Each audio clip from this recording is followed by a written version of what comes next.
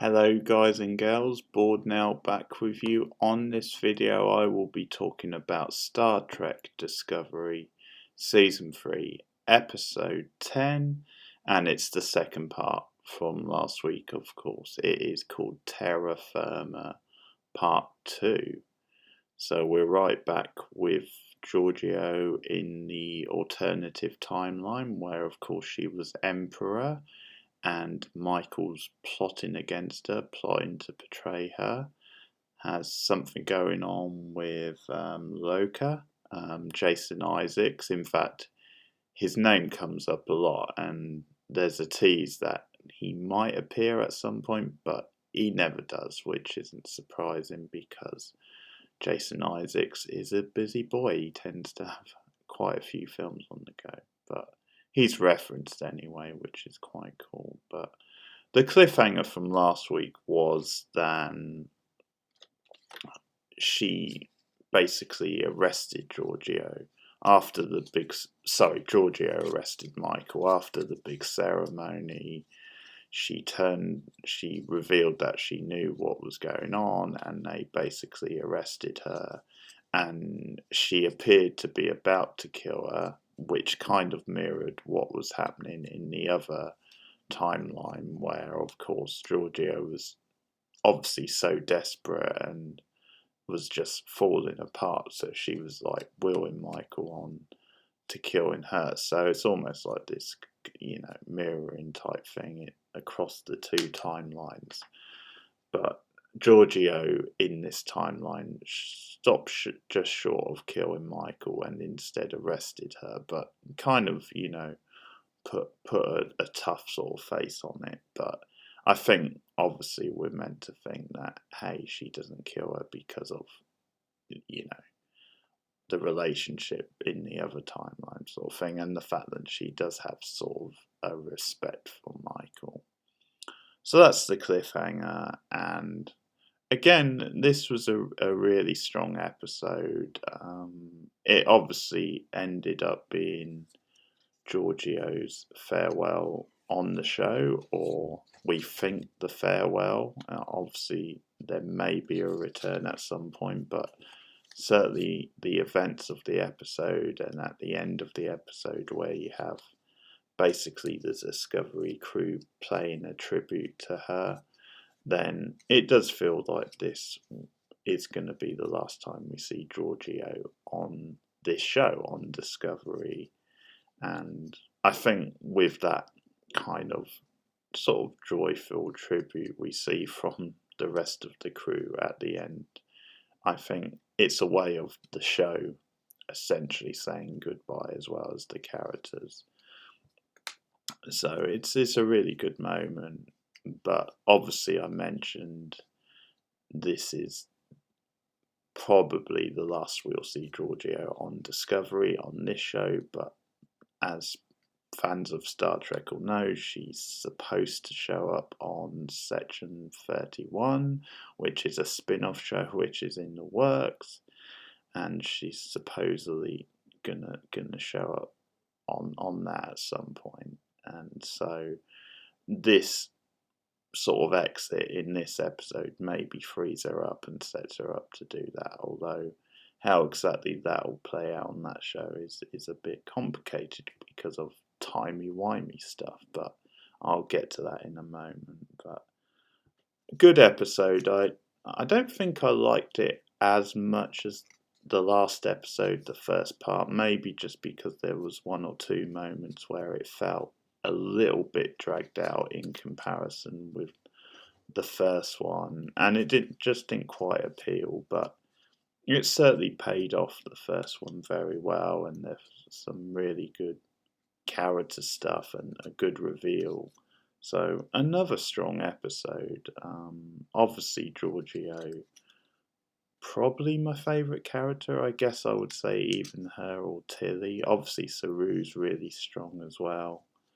Michael has her moments depending on what the characters do in a particular episode, but yeah, I think Giorgio is obviously really up there.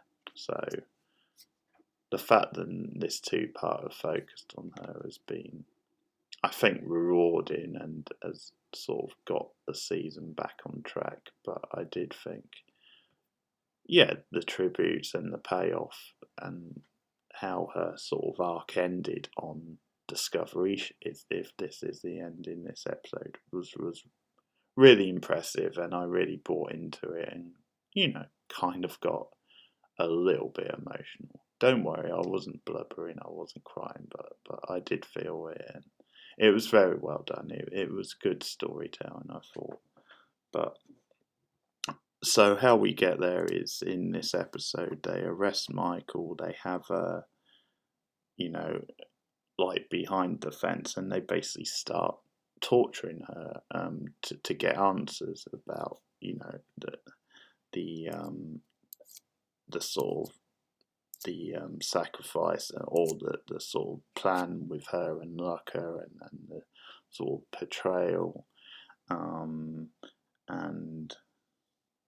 yeah, I mean, Tilly, or Killy as the evil version of Tilly is, gets to have some more sort of devilish fun where she's like torturing Michael, and we see at various points like the sort of pressure being turned up in her cell, and just trying to get answers, and Michael being all kind of angst ridden again, and all sort of bitchy. I think again, you can see the actress having a lot of fun with that. So I quite enjoyed, again, the sort of bad side of Michael. It certainly beats the melodramatic side, which we sometimes see.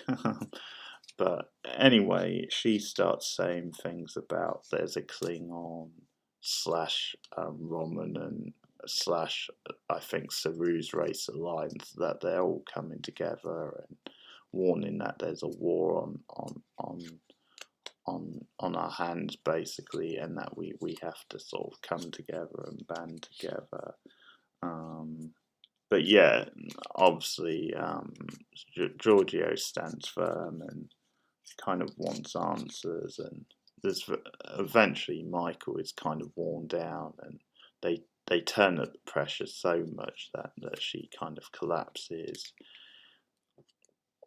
And you get these little like character moments where Giorgio is kind of being quite sympathetic with Michael, kind of talking to her like almost like a sister or a mother type thing. That there is that sort of bond, that she is almost kind of breaking her character, and is being more sort of sensitive. But in any case, I also like when Michael screamed, kill me, like daring Giorgio to kill her, kind of thing.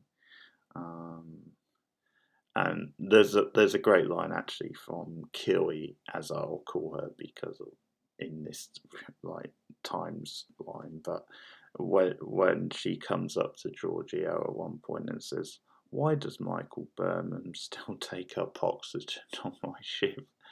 I thought that line was great, and just the sort of evil sounding delivery of it, and it was good because it's this thing of, yeah, she's betrayed us. Let's just kill her, basically,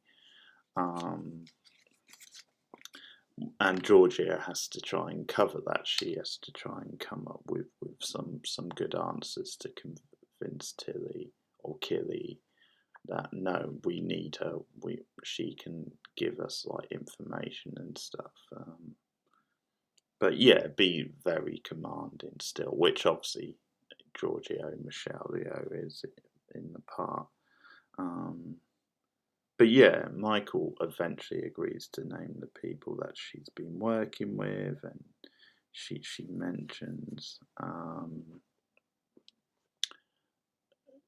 mentions this character of what's his name, Duggan, who says that he's one of the key figures behind this. He's also a contact, a friend with Luca, or Locker, I think you pronounce the name. Jason Isaacs, basically. And at one point, Michael is told by Giorgio, go out and let's you know, take out my enemies. Basically, everyone who's like banded together and formed an alliance against my leadership, go out and take care of them. So there's this sort of high action type scene in the hallway where she goes out, and you have the I forget her name actually, but the long ginger haired girl, not Tilly, but the other one, the pilot on Discovery, and she's actually working with Michael to sort of kill them off, like kill these you know, these betrayers. But then when they go back to Giorgio, Michael actually turns on her, sort of thing, and it's that sort of beat where Michael is trying to show, hey, this is how dedicated I am to you, Giorgio, and to the cause. I'm actually going to turn on the person I was working with, basically. And it's sort of a big, like, turnaround, because, like, the other character, I'm going to guess and say Rachel. I've forgotten her name. I don't think it is Rachel, but I'm going to say Rachel for now. She was basically, yeah, working. It's almost like she agreed to help Michael take these other characters out as a way to try and show loyalship to Michael, but I think secretly she was thinking, haha, we're still working against Giorgio. This is just a front, sort of thing. This is so that she'll trust us. And it obviously leads to, yeah, it leads to Michael basically turning on her to show her credentials to Giorgio. But actually, well, I wouldn't say the scene of the episode. Maybe the sort of second best scene of the episode is when they pick up this guy Duggan. You know, he like beams aboard, and Giorgio and the rest of them are trying to get him to give up where Laka is, and he won't do it, predictably. So Michael goes ahead and kills him, basically, in front of Giorgio and the rest. And Giorgio's kind of mad. She's like, well, come on, we could have done with him. We could have, you know, whatever. We could have tortured him to try and get the information. But then there's the twist, which probably isn't that surprising, is that Michael, of course, is still plotting against Giorgio, still plotting to take her out and to get the throne, which is why she killed Duggan. But then she turns on Giorgio. And I guess the more surprising part is that you've got like these other ship members around, and they're actually on Michael's side as well, so they're actually working with her. So they all turn their guns on Giorgio, and I thought that was a really nice reveal. So I think it wasn't that surprising that Michael was still plotting against Giorgio, but actually that part of it, with them in on it and turning on her, was a nice, oh wow, okay, that was pretty unexpected, I thought. But then good old Killy is still on Giorgio's side, so they're about to kill Giorgio. Of course, she's not unlikely to die at this point, and Killy comes around the corner and starts shooting at them, and it's this whole thing, and basically she's with Giorgio, and the rest are obviously against those two, and there's various shooting going on. So it's a pretty good scene, and in the end, Michael is shot, and she dies, and there's this sort of emotional moment again where Giorgio's breaking character, and Michael dies in her arms, but Giorgio is also shot and appears to be dying. But then she like sort of goes into like she's unconscious, but then awakes back up outside the portal, back in the snow in front of Michael and Carl, and there's this whole thing where Michael's like, what the hell? Because Giorgio is telling her about what happened, and in Giorgio's mind, in that time frame, she's been gone for like, I think it's 3 days, and Michael's like, no, you were out for whatever it was meant to be, like a couple of hours or something. But so she actually had no idea what had happened and that Giorgio had been there.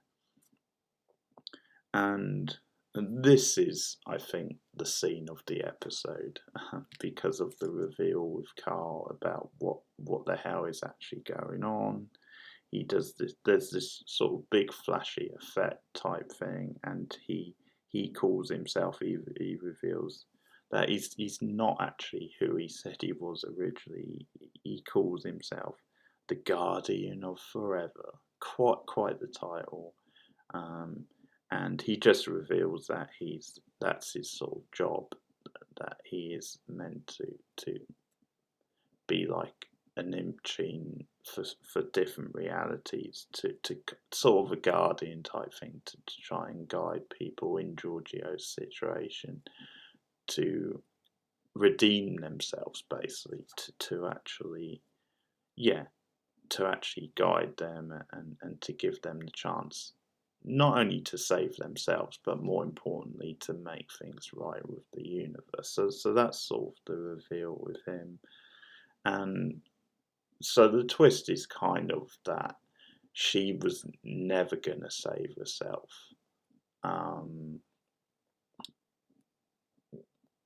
Going to the other timeline, going back into the other timeline, she was never going to save herself, no matter what she did, no matter how good she was. But it was a test. It was to show that she could have that growth. She could do better. And he mentions to her, you actually did, although there was some stuff going on and certain actions that was kind of typical Giorgio. He still did good, and there's a particular scene with the Saru type character, let's say, the one who was the slave and who Giorgio took on, because she actually protected him. She actually took pity on him, and there's a good dialogue between them at one point where Giorgio actually tells him about the Saru in the other reality, in the other timeline, and that he was actually accepted in that timeline, his race, and he went on to become captain, and he was important. And it's a really good speech, and it's a very sincere moment for Gina. And actually, I forgot to mention, but that character, the Saru-like character, actually joins in and helps Giorgio in the fight with Michael and the rest. He has sort of a kick-ass moment where he kind of sends one of the other side flying up in the air, bounces off the top of the roof, or the ceiling bit. So he gets in on the fight. So that's a good moment as well. But Carl says, because you've shown that compassion to someone less fortunate, someone in a bind from another race, and that sort of growth, then it's made us believe that there is good in you, that then you can sort of do something. But that, in a way, going back to that timeline, was just a test. It wasn't like the main event. It wasn't. So the explanation actually works quite well. It's not actually pulled the rug out from under you. There is logic to it, and the reveal of who Carl is well done, I think. And this is when the emotional part of the episode sort of comes, because he says, you've got that opportunity now that you've shown us that you can do good. We'll give you the opportunity to save yourself, to go to another timeline, another dimension, another time, basically, and you can try and save yourself. We'll give that opportunity. And he doesn't reveal what it would be, or yeah, what it would entail, what era she's going to. But she agrees to do it. She says, "This is my destiny. I must do this," basically. And he also says, because at one point Michael's like, "Well, can I come with her?" And he says no, because it's not part of your journey, basically. And they have this emotional goodbye, Michael and Giorgio. And so this frees her up, obviously, for the Section 31 show. Now, obviously, we don't know what time, what era she's going to, so that could be a bit sort of murky, because it might not line up exactly. But I think it's probably quite safe to assume this is what they're doing by ending her sort of arc in this way, because the way it's sort of painted to us and Michael is that it's very unlikely that she'll ever see Giorgio again, or that the crew will ever see her again. I guess it sort of leaves the door open slightly, but